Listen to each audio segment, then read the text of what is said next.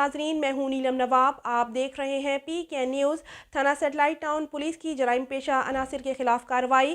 سردار طاہر محمود کی رپورٹ کے مطابق پتنگ فروشی، منشیات فروشی، ناجائز اسلحہ اور مرغوں کی لڑائی پر جوا کھیلنے والے 16 کس ملزمان گرفتار۔ منشیات فروش تھانہ سیٹلائٹ ٹاؤن کی پولیس ٹیموں نے اعلیٰ کارکردگی کا مظاہرہ کرتے ہوئے پتنگ فروش، منشیات فروشی، ناجائز اسلحہ اور مرغوں کی لڑائی پر جوا کھیلنے والے 16 کس ملزمان پولیس نے گرفتار کر لیے۔ ملزمان کے قبضہ سے 2 کلو 760 گرام چرس، 1 کلو 200 گرام افیون، پسٹل مار گولیاں، درجن بھر پتنگیں اور ڈور کی گوٹے، لاکھوں روپے مالیت کے 12 عدد سیل مرغے، 9 عدد موبائل فونز اور رقم ٹکری 27,350 روپے برآمد کر لیے۔